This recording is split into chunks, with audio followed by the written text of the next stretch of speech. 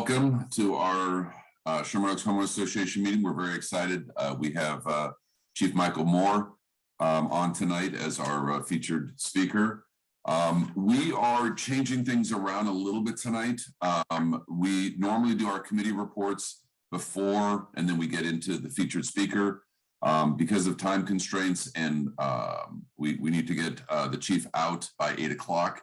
So we're going to do all of our committee reports after the chief, after our meeting with the chief. Make sure you guys stick around on the call. I've got I always save a little teaser, but I've got a really good announcement for the in the end I want to share with everybody. So definitely stick around afterwards, and for the committee reports and for my little teaser to keep you on the call. So we're going to go ahead and start. I'm Matt Epstein. I'm the president of Sherman Oaks Homeowners Association. And we have Bob, you want to give yourself your introduction? Hi, I'm Bob Anderson. I'm the vice president of the association and the chair of the transportation committee. Hi, I'm Jules Fear. I'm involved with community outreach, and I would like to remind everybody that on December 11th, we will have the SOHA will have our 24th annual toy drive at Gelson's Market. That's a Sunday from 11 to 2 p.m. We have been very successful with these toy drives years ago. And the toys that are collected are distributed by the Department of Children and Family Services to the children under their care. So please attend, come with unwrapped toys, and we look forward to seeing you on December the 11th. Thank you. Hi, I'm Tom Glick, board member, chair of the Planning and Land Use Committee, and welcome tonight. Hi, I'm John Eisen. I'm treasurer of the association. Hi, I'm Marshall Long, co-chair of the Land Use Committee. Maria Calban, chair of the Legislative Committee. Hi, I'm Nancy Segoyan, membership chair. Welcome, everybody. If you're not a member of SOHA, please join us. We're the only nonprofit, completely member-supported, volunteer-run community organization, and we preserve and protect our Sherman Oaks community. So go to Join SOHA, which is on our website, soha914.com. We look forward to seeing you at the toy drive, and Gelson's always does a lovely complimentary brunch. So see you there. Thanks. Good evening, everybody. I'm Jay Weitzler. I'm the secretary of the organization. And I just wanted to remind everybody to root for the Bruins this weekend and support the Blue. Fight on, Jay. All right. So we have our two senior lead officers on the call. We are very fortunate to have these great officers as our senior leads. We have Jose Saldana, who represents the South Side, and then we've got Mariana. So Jose, you want to go ahead and tee up and tell us what's been going on and how's the crime fighting in your area? Sure. Thank you, Matt. Evening, everybody. And yes, I know we're in time constraints, and I just have a few things that I like to accomplishments that along with my partner, sister car officer, Mariana Romo, and I last week on Moore Park, just north of Silmar, we were conducting some extra patrol because of the homeless encampments. There's some homeless encampments and motorhomes around there. And we sighted about 3 tents. We're doing the progressive enforcement. So 3 tents were blocking the sidewalk, and we did the 4118 A for blocking the sidewalk on 3 different individuals.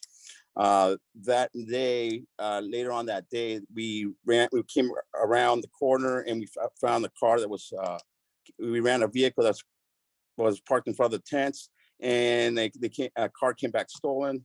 And the individual that was there was also a homeless person, and who was the driver who stole the vehicle and we found methamphetamine and tar heroin and made a good arrest on that little intersection.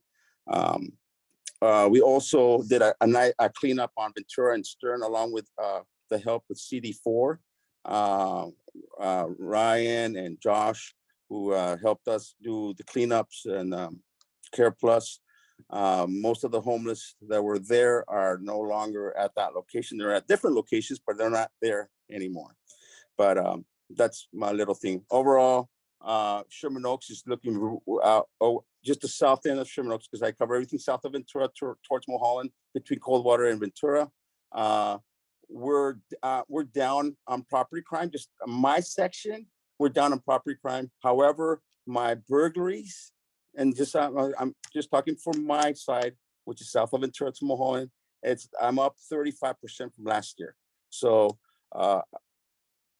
that's just my little thing. But other than that, it's mostly property crime, nothing violent that we should be concerned of. What are you going to do to bring those burglars down, Jose? We have some resources out there, along with Captain Sofatelli, who's here with us too.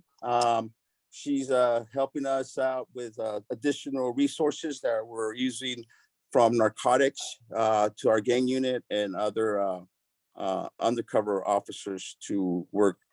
Most of my burglaries that are occurring are happening on Ventura Boulevard, window smashes, going to the register. So I'm doing, I do have meetings with our Chamber of Commerce, with our business owners, to have these tellies outside the registers to be seen, and from at least to be seen that there's no money in there. So but these individuals are going in, just checking the register and leaving. All right. Mm-hmm. Yes. Good evening, everyone. I'm Senior Lead Officer Romo, and I cover the northern part of Sherman Oaks, from the 405 to Coldwater to Chandler Magnolia to Ventura Boulevard North. So the northern part of Sherman Oaks, my violent crime is slightly up 21% year to date as of November 5th. That is 75 incidents last year. We're at 91 this year up to date. My property crime is slightly up 2.82%. Last year we had 708 incidents. As of now, we have 728. I wanted to bring up an incident that occurred on the 14th at the CVS on Ventura. It was a robbery, grand theft auto with a firearm. An individual went to the CVS and he was approached by two suspects. They actually took his vehicle and they struck him with a handgun. So the suspects fled. The next day, West Valley Division received a radio call and they recovered the vehicle. The suspects were gone, but they left some evidence inside the vehicle. I just want to remind everyone that our detectives are constantly working on our crime reports. They're doing a great job in follow-up. So have patience. If you have been a victim of a crime, they're on your investigation. This specific incident, it was great that the vehicle was recovered, and there is some evidence that detectives are going to look into. Regarding the homeless in Sherman Oaks, we have been doing a lot of cleanups with Public Works, which is the county side, and Caltrans, which is in the state side. We're constantly working with our city council and in communication on trying to house these individuals. That is up. If you guys have any specific questions in my area, please let me know. Contact me directly. Thank you. Great. Thank you very much. Thank you, both of you guys, for all the hard work you do for the community. We've got Chief Michael Moore on the call here. Where are you? There you are. And Michael has been a good friend of Sherman Oaks Homeowners Association and our community for years and years and years. And we appreciate that. And we thank you for coming. We look forward to hearing from you. The last, I don't know how many meetings we've had, they've all been politicians, and now that's in our rear view mirror. And now we're looking forward to hearing from you as far as kind of a state of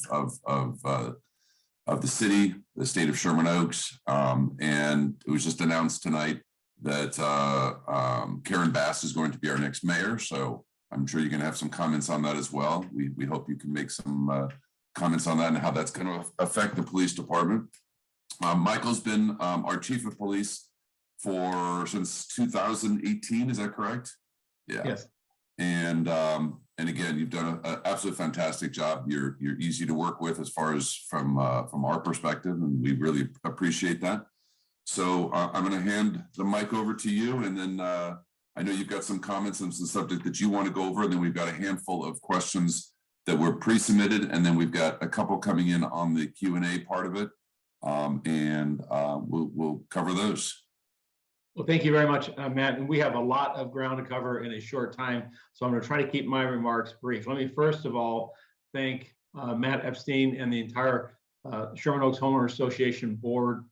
You have got, in my recollection, have got to be one of the most long-standing homeowners association, in my view, one of the most effective in protecting and preserving your neighborhoods and working collaboratively with the public service agencies, with elected officials, but also, you know, I'll say with an effectiveness of holding the edge, of holding the line when politics and perhaps the winds of change are pushing neighborhoods in a certain direction. This association has always been one that I've respected because you take good policy positions, you're consistent, you ask for a certain set of core values to be recognized, and then you hold people accountable for that.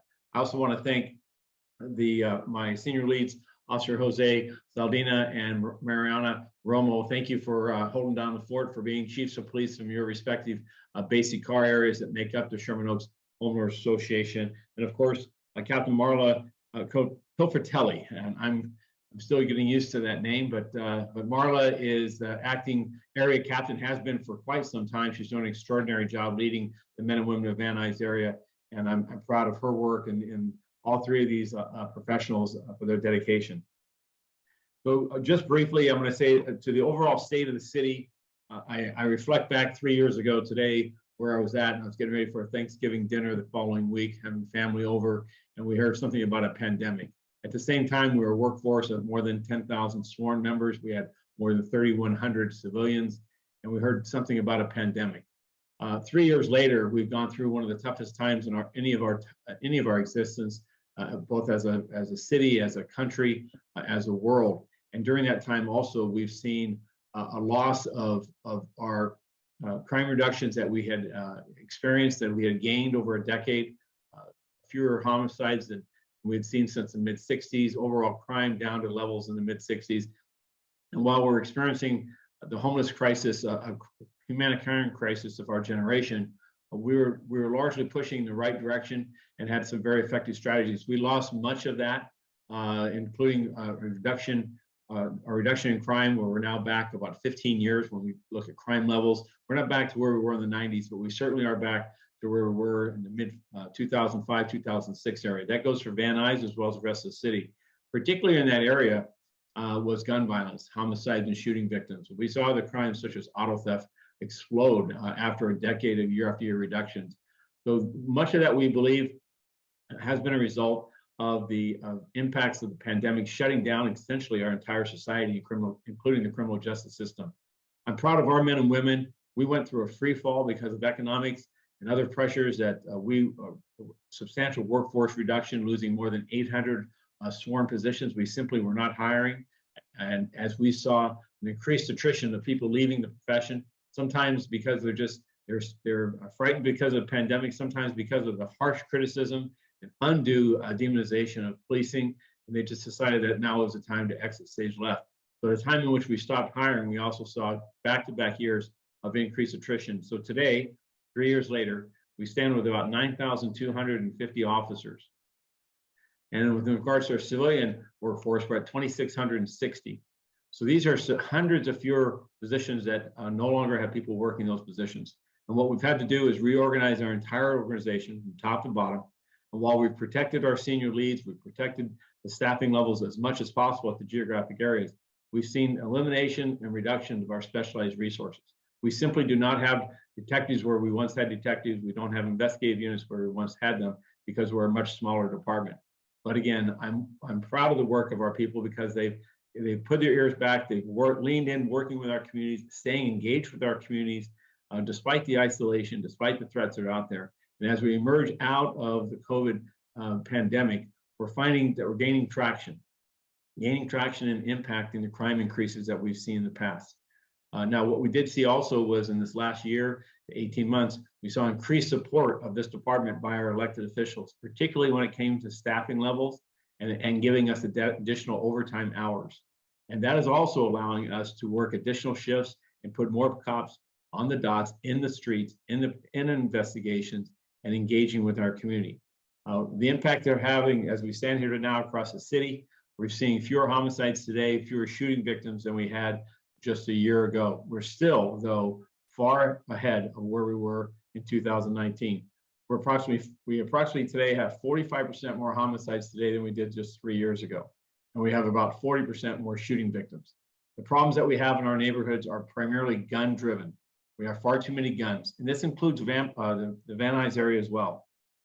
In Van Nuys, robbery events in Van Nuys are up 19%, which is not a whole lot of numbers given the fewer amount of robberies that occur in the San Fernando Valley than other parts of the city.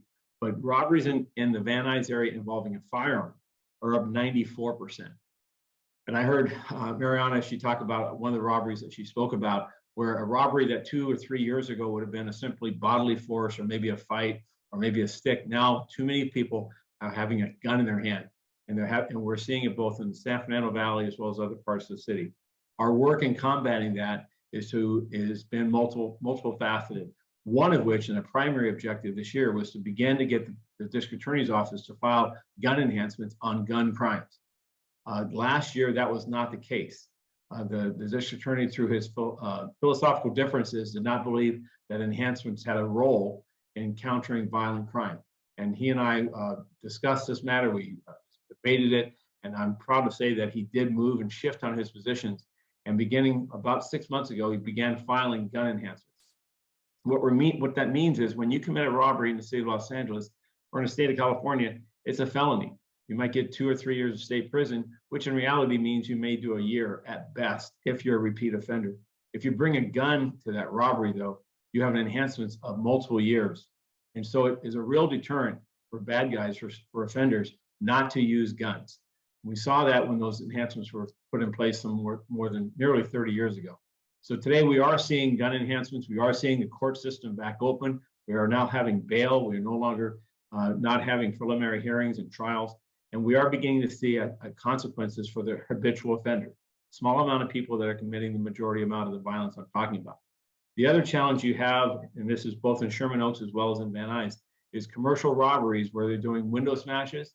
They're going in to businesses, primarily fast food restaurants and other retail establishments, and they're pilfering the location for whatever loose change or valuables that they can get. And we've had these bandits that have done this on and off again over many years, and certainly you're aware of that along the Ventura corridor. The biggest thing I'd ask for is for people to exercise good preventive measures. And it's not just and I'm not suggesting that you have to bar up all your windows, but I am suggesting that cash drawers be left open, that visible deterrents such as lights and that being able to be viewed from the street is going to help us. Having effective alarm systems so that when that alarm goes off, officers can rely that it's not just another cry wolf. Those preventive measures will help us, allow us time to capture these serial bandits, these serial burglars, and bring them out of the street. And my hope is to keep them there. But I also recognize that with criminal justice reform, particularly in property crimes, that's the challenge we have. Is that many times people are coming right back out in the street. The other interesting aspect as we move forward is that while we're starting to see progress with fewer gun violence and only, 65 fewer shooting victims this year versus last, which is a substantial improvement. We still have challenges with regards to hate crime. That's an area that we've seen the bar of civility lower in this period of turmoil, political turmoil, divisiveness amongst our country. And we've seen instances of hate and hate crimes themselves more than double. And with that, Sherman Oaks has not been isolated from that or not been protected. We've seen houses of faith that have seen instances of hate as well as hate crimes. And we certainly see hate instances, verbal primarily, across our city, including the Sherman Oaks area. What I would suggest to you is that is to work closely with our senior leads. Our effort is to observe of religious holidays, to frequent houses of faith during those religious holidays, and also to meet with parishioners and congregations to talk about should they become a victim of a hate incident, that we want to talk with them. We want to understand the circumstances and where that's occurring so that we can identify people responsible. And while they may not have committed a crime, they will still enjoy an opportunity for us to talk with them and determine if they're involved in any other criminal activity, but also to identify them, because we know over a period of time that people are involved in that type of instances often will escalate those instances into actual crimes of hate and violence. And we want to make sure that we have every possible clue and tip in identifying them early. Also, within this group of these individuals are people experiencing genuine mental health concerns, crises, areas of paranoia, schizophrenia, bipolar, and these are people that may be expressing themselves through instances of hate that can allow us to get resources to them, to get them treatment so that their mental health condition does not deteriorate to a point where they actually go out and act on the mind, the thoughts that they're having. Lastly, persons experiencing homelessness. I noticed that today, nearly 90% of both the presentation of Jose and Mariana regarding about people who were without shelter. 2 years ago, you may remember that we were prohibited by making any type of enforcement effort involving people involved in encampments other than committing a narcotic crime or trafficking or other type of violence or being involved directly with evidence of a burglary. People were allowed to remain encamped on public spaces because of a fear that if we disrupted them, that we'd see the pandemic spiral out of control. About a year ago, the council began moving on this, and as we exited the pandemic and the severity of it, recognized that this had become a problem that had grown exponentially. The small encampments had become large encampments. They'd become deeply entrenched in communities, and they'd become harbor centers for gangs and others to operate from. And so they established the sensitive zones or sensitive location ordinance, which has allowed us to begin to put a foothold into the problem of getting long entrenched encampments out of public spaces where they're interfering with the public's access and right, equal access and right to those same areas around schools, around businesses, around parks, around public government buildings. And I'm proud of the work of our senior leads that are leaning in with us to provide safety and support for our cleanup sanitation crews out of our council offices, supported by our council offices, and the Department of Public Works, the Bureau of Sanitation, to now restart cleanups, scheduled cleanups, comprehensive cleanups, and to have our presence there whenever possible to ensure the safety of everyone involved. Additionally, we've now begun working with persons experiencing homelessness by attempting to get them access to services and support, but also reminding them that their ability to be in a public space is one of us exercising discretion and then minimizing community complaints and ensuring that they're there in a manner that's not disruptive to the safety of the surrounding community.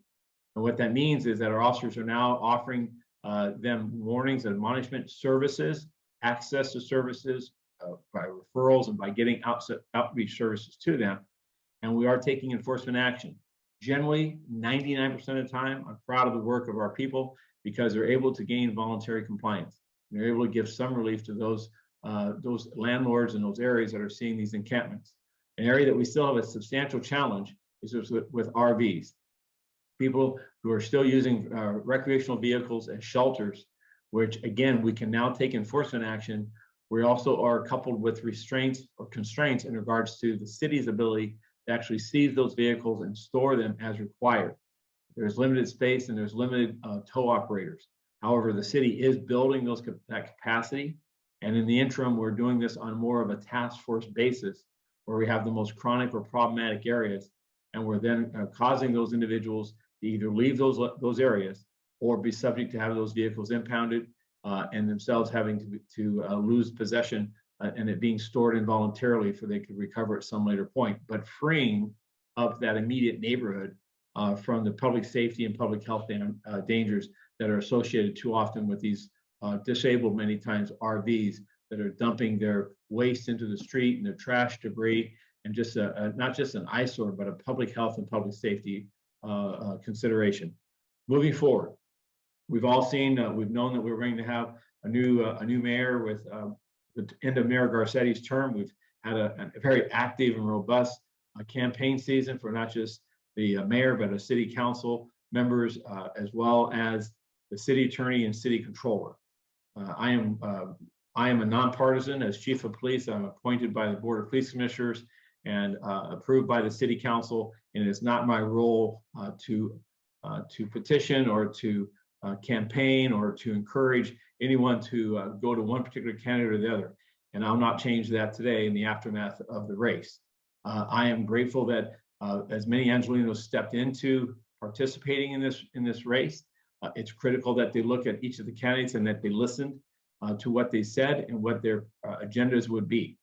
And what I'm grateful for is that both of the two finalists for the mayor's position both supported law enforcement, both supported rebuilding this department and gaining and regaining the strength that we had lost as their aftermath of these last 3 years. And while each candidate had a different view as far as what that number, what that ceiling was, or at least what their initial goal was, what I'm grateful is that at a minimum, it's 500 more officers than we have today. What will be key for us moving forward is recognizing that public safety is a primary responsibility of government. The primary first thing that we do in the local government is support public safety. And that means supporting our men and women with not just staffing, but with the equipment and with the training needed. Again, the positions I've heard in many of the races have led up to these decisions that are being made. I believe it's a council that we can work with. It's one that I've already begun doing outreach just today with the candidates that are now the appointed or the announced winners, if you will, for their respective seats. And we'll be meeting them in the coming weeks to ensure a smooth transition, but also to ensure that that we identify our agenda for public safety and how, as a department, we see us working with our elected officials in support of our collective goal for this to be a safer city, for this to be a city as it exits pandemics, that regains its momentum to reduction of violent crime, that we find services and housing for persons experiencing homelessness, that we then also prepare for world-class world stage events such as the World Cup in 2026 and the International Olympics and Paralympics in 2028, which are just a few short years away. The amount of time and staffing, this is going to be our primary goal, is building our staffing to regain our strength. Unfortunately, we lose staff much faster than we regain it, but it's going to take an ambitious and continued hiring momentum and emphasis in the coming weeks and months. I'd ask for this association's help in working with your city council, because before today is a hiring bonus initiative that we are asking for. Policing across this country has experienced higher attrition rates than it's seen in more than 10 years, more than a decade. In Los Angeles alone, in the last 2 years, we've had 250 more people leave the organization than would otherwise have left due to typical retirement. People simply, they grew tired, they grew weary, they were fatigued, and there's many crises, and also just a feeling of not being supported, and they've left this organization. That has occurred across many agencies. With that also is a time in which we were not able to hire the 500 to 600 people we typically would. So we've had this X and Y coordinates going in the wrong direction. This year is a year that we're actually trying to hire 780 personnel, but we're only getting about 50% of qualified applicants into those academy seats. And the reason for that is that it's been said that there's 2 jobs for every applicant, every qualified applicant in America's employment market. Certainly, I believe that's the case when it comes to policing. Every agency in this region and across this country are scraping and trying to identify qualified applicants. So we're attempting to establish some incentives, such as a housing bonus, which we have a $24,000 housing incentive for any young recruit who will live in the city of Los Angeles, to help them with the high cost of housing for the first 2 years. Additionally, we're incentivizing people to make recommendations for qualified applicants, that if they're a city employee, if they identify a qualified applicant, we'll pay them an incentive of $2,000. And then lastly, before the council today is a proposal for them to establish a $15,000 hiring incentive so that we can compete with other agencies that have similar incentives. This department is the most famous department in the world. I think it's the finest police department in the world, but we have to also be competitive in the job and wages and benefits, and not just simply rest on the fact that we're the finest agency in the world and come here. That's not enough for today's generation of police officers. So I'm hopeful that we'll see support with the council as it comes back into session, that we'll get that incentive, and that we'll also be able to attract the necessary and qualified applicants so that we continue to rebuild this organization. Our focus of the next 2 to 3 years, as we work our way out of this pandemic and as we regain our footings in regards to the reduction of violent crime and restoring the crime levels that we saw just a few short years ago, as well as get housing and services for the homeless and reduce and our efforts to eliminate the blight and the challenge and the dangers of persons who are unsheltered to themselves as well as to the community, is that we begin to rebuild and prepare for the world events that are before us. And as we take this next decade, that this organization continues to lead law enforcement across this country and across this world as the finest law enforcement agency in existence. With that, I'm going to close my remarks. I've talked about a few different issues, both more globally and locally, and I'm happy to answer any questions or hear your comments. Thank you, Michael. Two quick questions, just follow up as far as some of the statements that you made.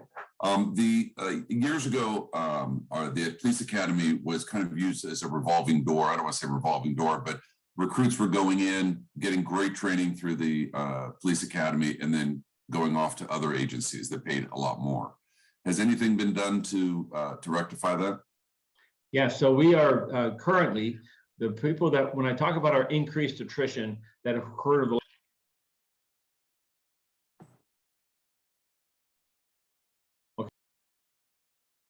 You're muted. You keep going to mute. There you go. I got too many buttons here in front of me. Hold on. You're good now. You're good now. Okay. So this is an area, Matt, that we are paying a great deal of attention to. The heightened nutrition I've talked about most recently was not the 2 to 4 year or 5 year officer. It was more of the 10 to 15 to 25 year officer. The 5 to 15 year officer was frankly leaving out of state and going to other agencies, greener pastures, a belief that they could go to Idaho or Tennessee or someplace and they'd find a profession that was more supportive of them as far as how they viewed this climate versus there. Some of those officers have already come back. The grass is not always greener. There's many reasons why economic circumstances, weather, just the amenities, the resources, what we offer. We do pay a certain weather tax here, that, if you will, for what we enjoy. Secondly, though, we also believe that it is time for us to look at wages and compensation for this department in comparison to the large agencies that surround us. Now, if you want to go to Beverly Hills and make $100,000 a year when you start as a police officer, then we're not going to be able to compete with that. An officer in LAPD starts today at $72,000, and within 3 years is generally, for the most part, all making more than $100,000 a year. But Beverly Hills, that person will probably make $125,000. But those small agencies, that's not our work, is to compete. Our effort is to compete with Los Angeles Sheriff's Department, Riverside, San Bernardino, those outside large departments outside this immediate region, because that's where many of our officers end up residing because of the cost of housing. The ability to put their children through school and be able to afford a reasonable mortgage and lands them in areas that are outside the city. And so we want to, and working with Matt Zabel, our CAO, we'll be looking at a salary comparison for our rank and file across the entire agency. Now, the good thing about this is the contract for our rank and file actually expires next June, and a new contract will be in place. And while this, as a chief, it's not appropriate for me to petition for a particular raise or amount of wage, that's not my role. I do believe, and I will petition, that officers be paid fairly and that they be paid in a competitive sense, and that they recognize that while there's many opportunities here, we also have to be competitive in our wages and benefits so that officers are not attracted, certainly by other larger departments, to have similar opportunities, but with either cheaper housing or more affordable, an affordability index that's easier to deal with. Okay. You talked about the special enhancements. We all know that the difficulties with the current district attorney as far as putting some of these special enhancements on crimes.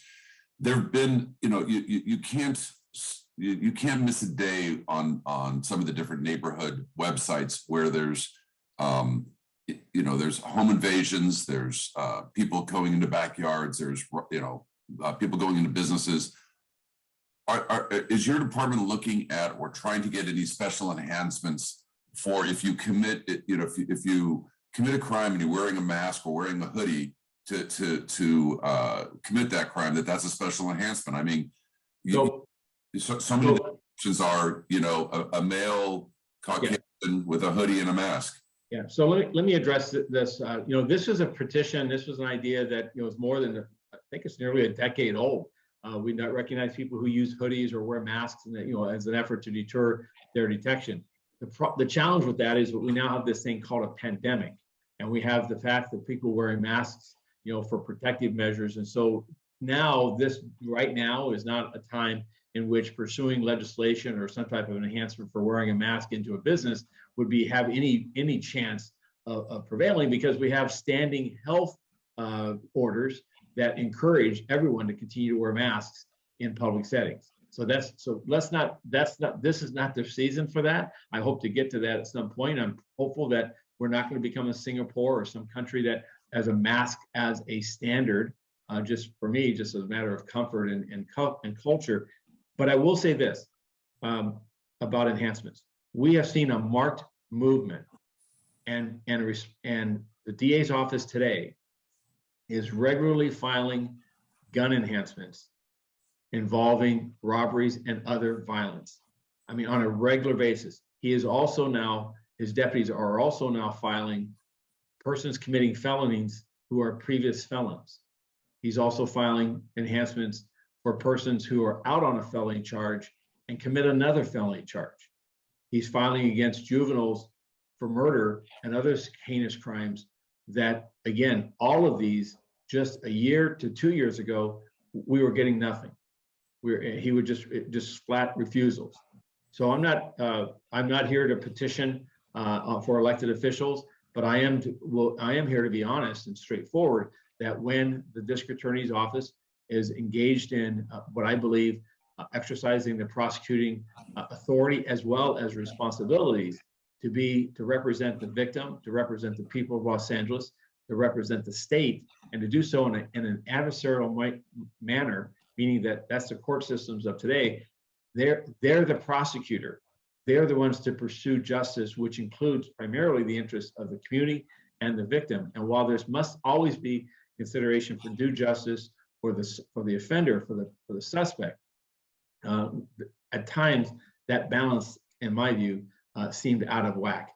That is coming around, and I want to encourage it rather than continue to just operate on a condemnation or a ridicule that doesn't recognize the changes that have been made.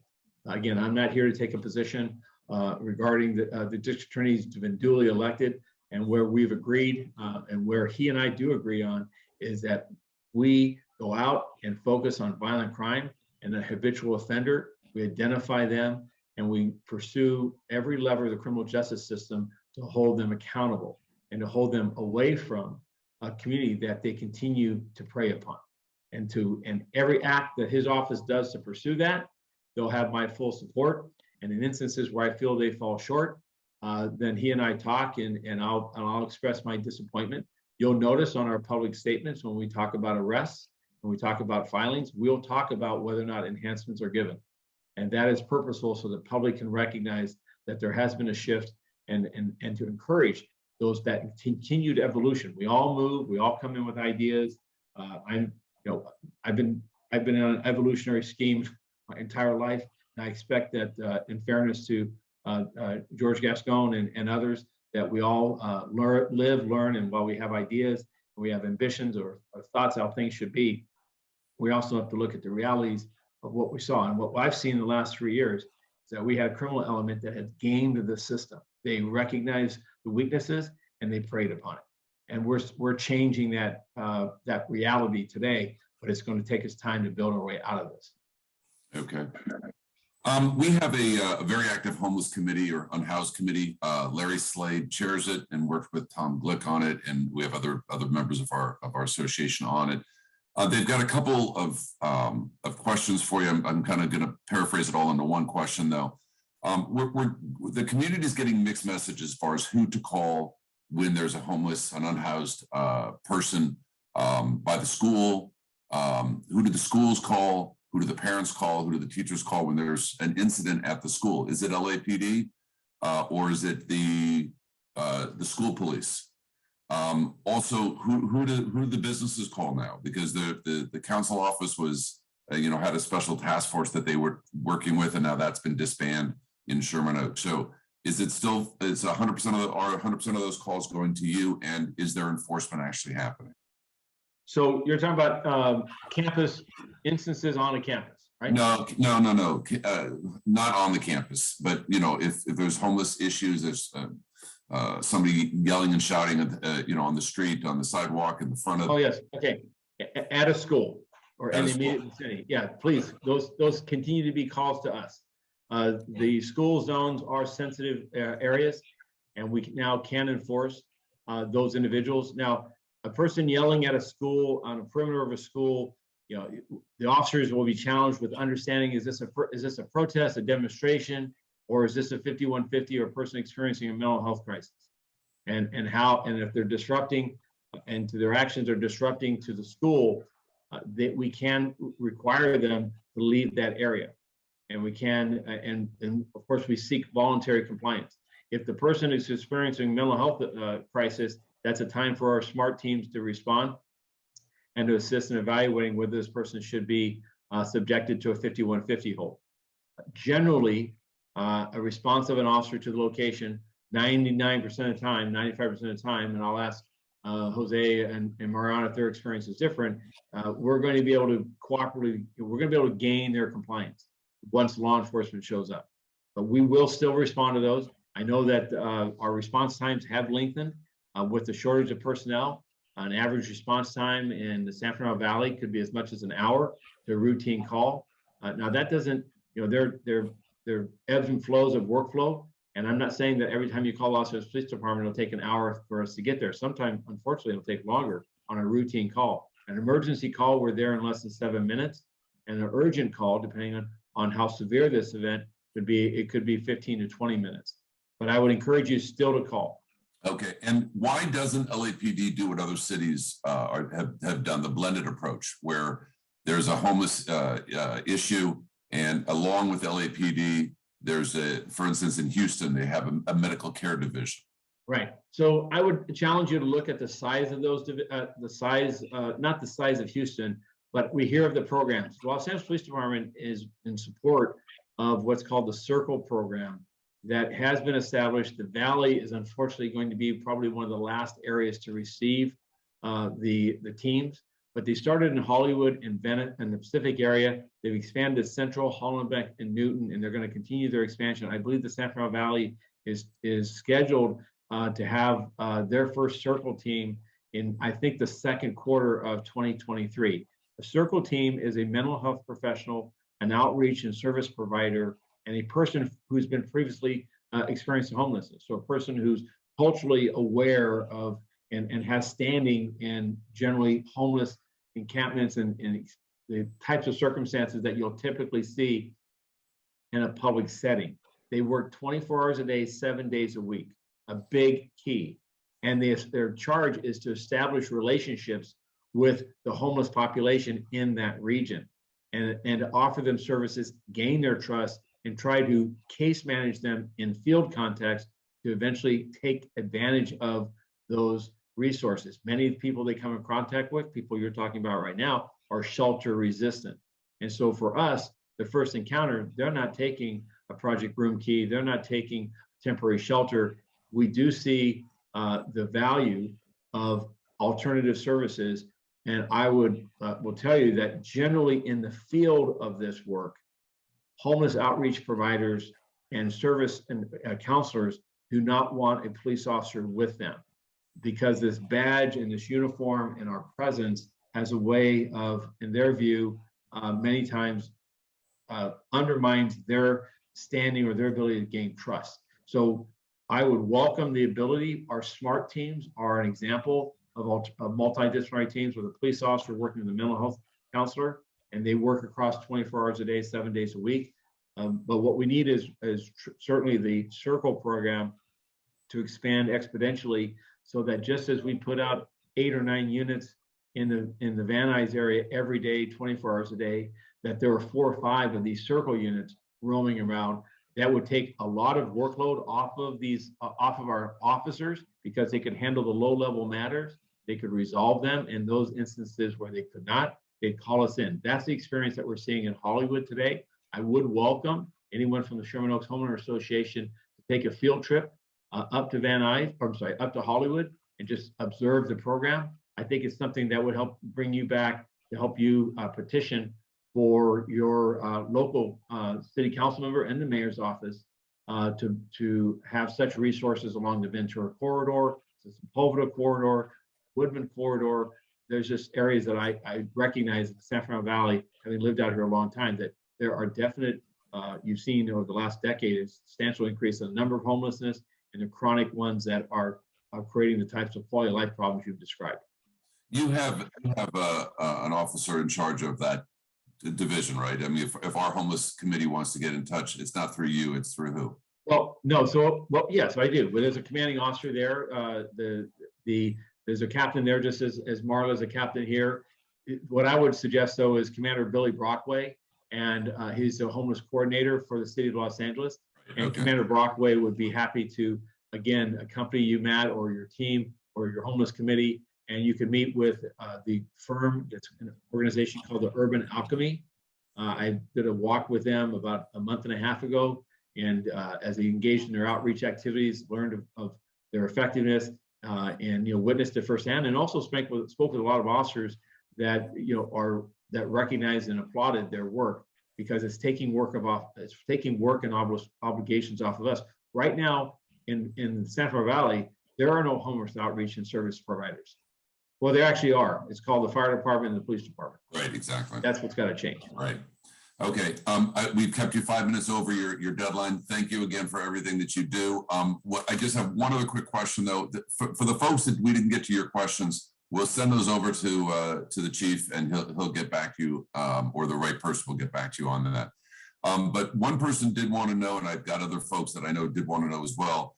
How can a person volunteer to assist LAPD? Do you have a volunteer hotline or a volunteer number? Oh, absolutely. And Marla's on the phone here on this call. Both the senior leads can give information. We have an active volunteer program. We have more than 2,800 people in Los Angeles now that are registered volunteers that work out of the stations. They work in a non-enforcement posture of doing eyes and ears on patrols. We have these little I3s. If you see those, generally those are citizen volunteers, community volunteers. There are some basic uniform that will provide a certain amount of training, but your volunteer opportunities in Van Nuys range from working in detectives, working the front desk, helping out with records and filing, to helping officers by being an added sense of eyes and ears out in patrol. And I'll just ask if she could unmute, if I could ask Marla, could you come up and just, how many volunteers does Van Nuys currently have? We have a lot, Chief. We just had one more volunteer application come in. I think we have over 100. We run anything from radar task forces to volunteer surveillance teams. We have a volunteer patrol. They do work in our records, our front desk, our detective area, and we couldn't get the work done without them. So what captain would they contact you if they want to volunteer? yeah, and I can get the number from Sergeant Pedrosa. I'll put it in the there's the application process and everything. I'll get all that information out to you. Okay. I have it, Captain. If I can just mention it, it's gonna be Officer Jimenez from our Community Relations Office. His number is 818-374-5420. 818-374-5420 for any volunteer questions. Fantastic. Thank you. All right, Chief, you want to add anything else, or you're off to your next crime fighting event? I'm off to my next gig. I just want to close by saying that, this is as we end this year, that for the department, these last few years have been very trying and difficult on our people, and they have stood and delivered. They didn't call this in. They're not working from home. They face the same perils as many other first responders, and they got beat up pretty good. I'd ask as the Sherman Oaks Homeowners Association, as you draw the end of this close of this year, that you reflect back. I believe Sherman Oaks is in a better position today than it was 2 or 3 years ago. And while it has more ground to grow, more ground to cover and more challenges before us, the men and women that are making up this department are playing a critical role in safety. Your thanks and appreciation is like jet fuel, and because you can't pay people to put on a bulletproof vest.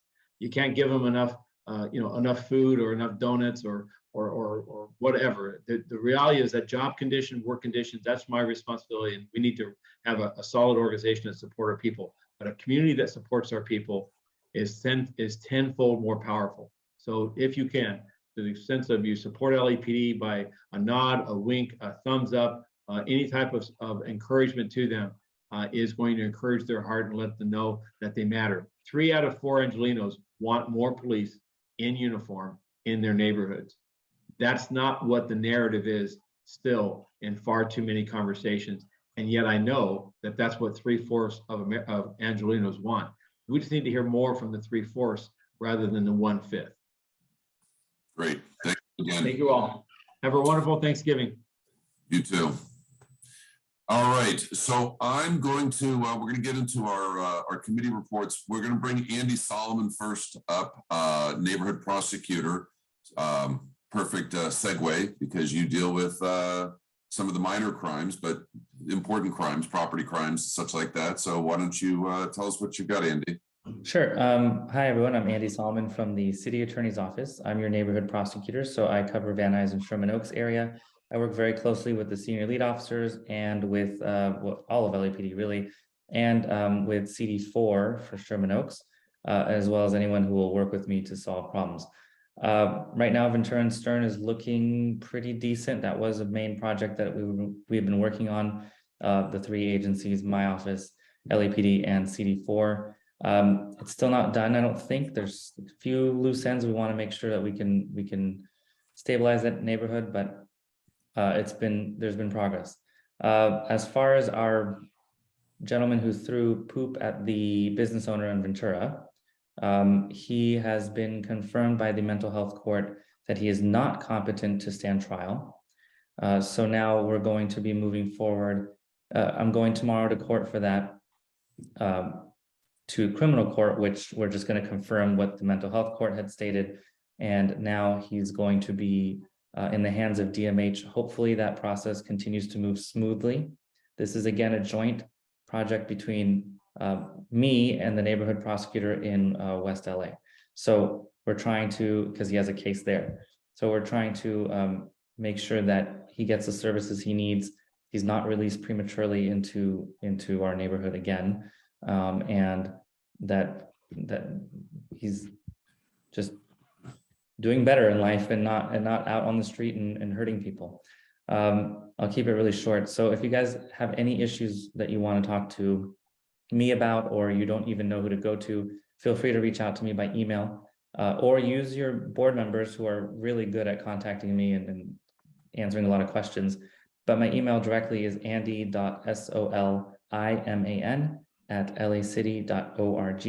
I think my name is somewhere in the corner here. I always point to it and get it wrong, but that's the fastest way to reach me. If you don't want to, you could also go through the board members. They're great, but if you want to directly reach out to me, that's the way to get to me. Great. Thanks. Thank you, Andy. Thank you for everything you do. Happy Thanksgiving to you and your family. We have up next from the mayor's office. She's been off the call the last couple Zoom calls, not because she didn't like the topics, but because she was having a baby out of maternity leave. So Erin, what do you have for us? Thank you. Good evening, everyone. I guess my intro was already given. It is nice to see you guys. I don't know if I'm actually on camera yet, but oh, there I am. Hi, everyone. It's nice to be back. This is also going to be my last meeting here representing Mayor Garcetti. I do want to mention 3 city programs that I think are really important to share. The first is the city's Economic and Workforce Development Department is offering child care grants for single parents that will provide eligible parents and caregivers with up to $1,000 of childcare services per month for up to 6 months. The funds will be used to compensate approved licensed childcare providers and will be paid directly to the provider. And unlicensed family members are not allowed to receive grant funds for childcare services, unfortunately. But this is a really great program for single parents throughout LA. You can look up there's of course no easy website, but you can look at the Economic and Workforce Development Department for information on this. I do know the county also is doing something similar if you do know someone that is in unincorporated areas. The LA Civil Rights Department is also launching LA's first civil rights enforcement authority with the power to investigate discrimination in the private sector, areas of commerce, education, employment, and housing.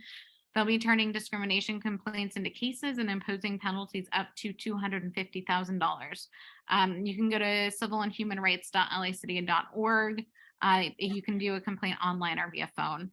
And then the last thing is I always try and bring youth opportunities. So Hire LA's Youth is offering virtual and in-person jobs for young people between the ages of 14 and 24 who live in LA. The program will help prepare youth for a summer or year-round job. They help with their resume, practice interviews, and learn how to manage the money they will be earning. And you can go to hirelayouth.com. I will end there. We're really excited. Mayor Garcetti congratulated Mayor-elect Karen Bass tonight. And so as we have information, we will give it. As Mayor Garcetti said, we have been working very hard to help streamline the transition from the administrations, regardless of the winner. But I hope to have some more news for you. We are working really hard through to the end, though. So if you need anything, just reach out to me. It's erin.seinfeld@lacity.org. Happy to help in any way. And it's been a pleasure to represent Sherman Oaks and the West Valley for the mayor. Great. Well, hopefully we'll be seeing you soon. Next up is Elisa Schwartz, Councilmember Nazarian's field deputy. Elisa, you there? While Elisa's getting Yes, hi, sorry about that. that's okay. Hi, everybody. I'm just going to step away. So on behalf of, this is also my last SOHA meeting. So on behalf of Assemblymember Nazarian and myself, since I live in Valley Village and Sherman Oaks has been a, Assemblymember Nazarian? You know, Sherman Oaks has been an important piece of Assemblymember Nazarian's work. And it has been an honor to be able to represent Assemblymember Nazarian. And it's been great to see how the work, how things happen here in the Valley. I had a whole different career before I started in politics, working on campaigns and working with the Assembly member and getting to know everybody in the Sherman Oaks has been amazing. So I just wanted to say thank you. And I look forward to wherever else I may end up and possibly being on meetings again. You never know. All right. Well, thank you very much. Thank you. And next up, we have Seamus Garrity. I believe that's you're the field representative for the new elected Assemblymember Friedman, correct? I am Assemblymember Friedman's principal field representative. Excellent. Well, welcome. Thank you. This is my first SOHA meeting. I was also on her campaign. I work on her campaign as her director of outreach, and so we've interacted a little bit in that capacity.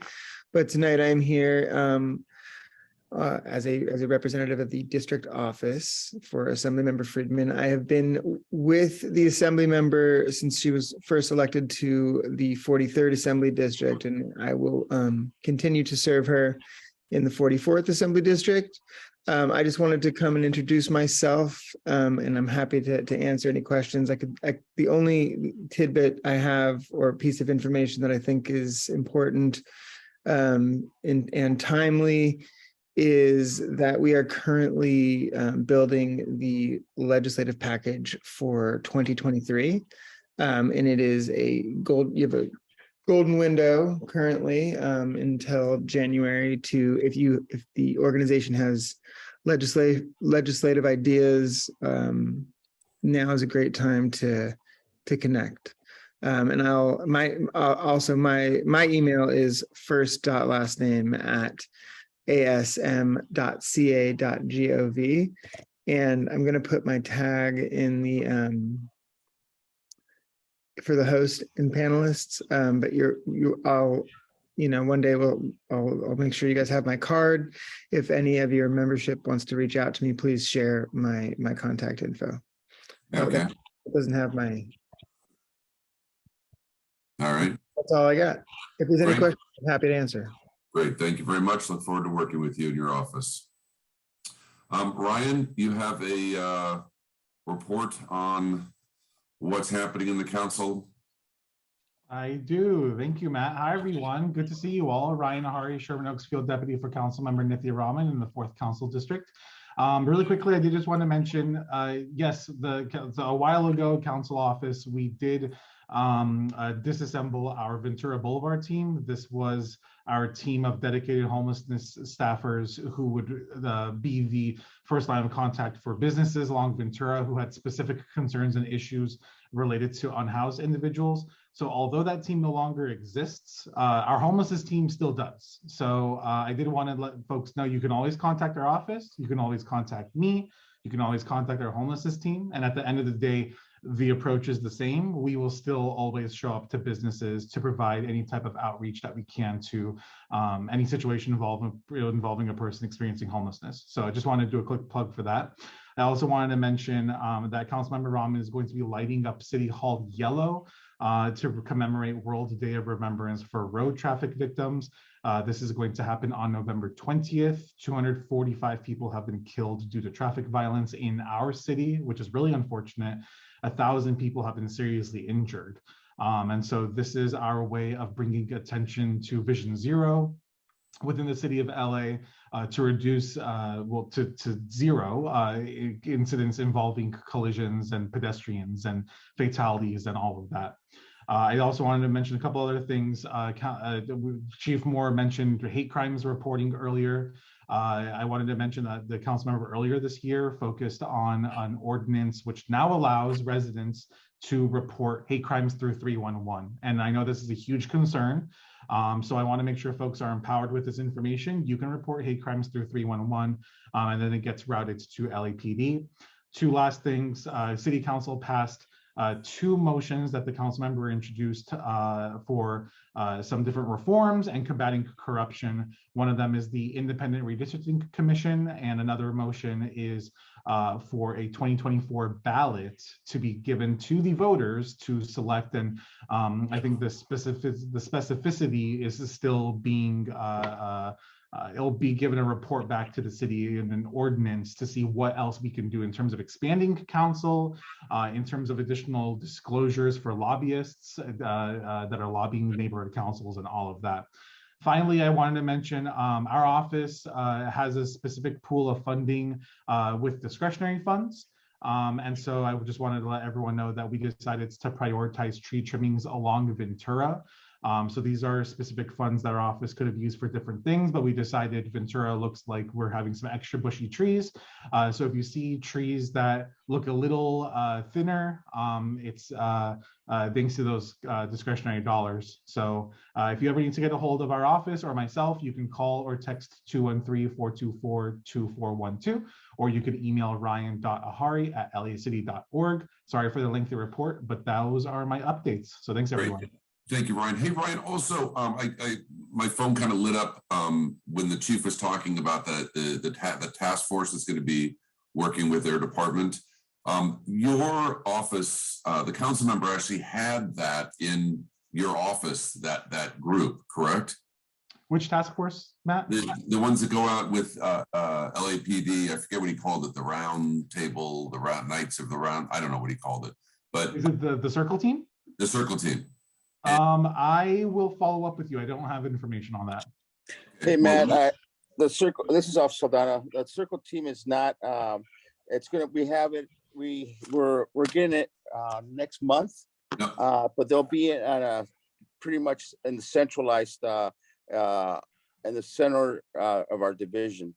We are not expanding the circle team. It's just a pilot program right now, see how it works. But like I said, it's going to be just centralized on Van Nuys division between Victory and Van Owen. Okay. Nothing in Sherman Oaks yet. All right, thank you, Jose. I was just kind of hopefully seeing if Ryan could push us a little bit more to the back of the line in front of, more in the middle of the line. Just so everyone knows, our chief of staff, because Sean Kurzweil contacted us about this, just so everyone knows. So our chief of staff is actually working on this. We want to prioritize Sherman Oaks. So this is something that we're trying to work on as an office to prioritize the valley, but specifically Sherman Oaks for the circle team. Awesome, thank you. All right, thanks, Ryan. All right, so the next up was Jules, but he already gave his pitch as far as the toy drive, so we're going to skip that. We're going to go to, but everybody please come to the toy drive. It's a lot of fun. It's on December 11th. Bring your toys for the county foster kids. It's a great program. Next up is Lisa Tershin. She is with the Buckley School. She has a couple of updates for us and a couple of announcements. So thank you for coming on.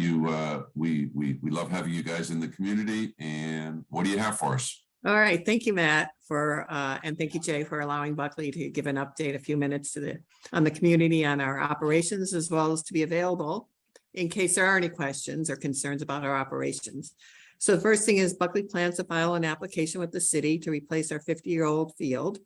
It's used for soccer and baseball, and will replace the backstop dugout, spectator seating, the field fencing, and provide better ADA access. The primary motivation is to replace the field with artificial turf for water conservation purposes. We're filing our application hopefully later this month and hope to do the work in summer 23. It's all dependent upon the city permitting process and supply chain and labor shortages. Just wanted to make everybody aware of that since it's a construction update. The other thing is Buckley filed its annual enrollment certification as we were required by our conditional use permit. We filed it on October 4th, and our enrollment was at 868, which is over our 830 student cap due to COVID. The over enrollment was the first time since 2008 that we were required, since 2008, which started the requirements for us to file certification, the first time that we've been over the 830 student enrollment level. The COVID effect was primarily due to lower attrition than we had anticipated or actually experienced the prior 2 years. And also because in the prior 2 years, a lot of families were moving out of state to less densely populated locations, as well as another recent trend that we've been seeing is that more families are moving away, unfortunately, from the LAUSD schools to private schools as a result of dissatisfaction at the teaching in the public school system. The CUP provision imposes a penalty for over enrollment. The director of planning imposed a penalty that we had suggested, and so we paid that. We hope not to have this happen in the future, but we wanted to make the community aware that there was over enrollment. Please contact me if you have any further questions about Buckley or anything else that our presence in the community. We look forward to continuing our partnership and with SOHA, and thank you all for your support. Thank you, Lisa. John Eisen has a board report. Yes. So anybody who is interested in becoming a member of the board of directors of SOHA, please contact me through the email, the SOHA email. The email address is in our website. I'll give it to you. It's soha914@gmail.com. soha914@gmail.com. As you're probably all aware, our board of directors are all volunteers, and anybody who would be interested in joining the board, please contact me. Thank you. Thank you, John. So we had a couple of requests for some folks who did not get the phone number for the Los Angeles Police Department volunteer coordinator. So if you guys going to grab a piece of paper and pencil, I'll give you that number again. Also, I have Seamus's number as well, all of his contact information. It was sent to us. If you want his information, just reach out to us on our website. And we'll go ahead and provide that. As a matter of fact, we'll probably be updating that since that's the new assembly member. So that'll go up on our website as well. But so the LAPD coordinator's Officer Jimenez, Jimenez, and the phone number for that officer is area code 818-374-5420. And the email is the numbers 38903 at lapd.online. So that is that. And we have one more speaker, that's Bob Anderson. And then I'll give you my announcement for my end of meeting tease. Bob, what do you have for us? Let me guess. Is it, does that have anything to do with Metro? It's something to do with Metro, Matt, the Sepulveda Transit Corridor project again. Wow. Hopefully you hear me complaining a lot about it and saying how upset I am with Metro. Well, that hasn't changed, but a lot of people have asked me why. So working with some other people, especially with a lot of help from Jeff Calvin, we put together a little video because a picture's worth 1,000 words. And I'm going to show that to you in a minute. Metro has 6 alternatives they're looking at. These are the only 6 they're looking at. One of them is really bad for Sherman Oaks. It's called Alternative 4. And if you give me a second, we're going to share the screen here and play it for you. Sepulveda Transit Corridor Alternative 4 is underground on the west side and comes out of the hillside just south of Sepulveda and Valley Vista. Tracks high above the street with noisy steel-wheeled trains will destroy Sherman Oaks.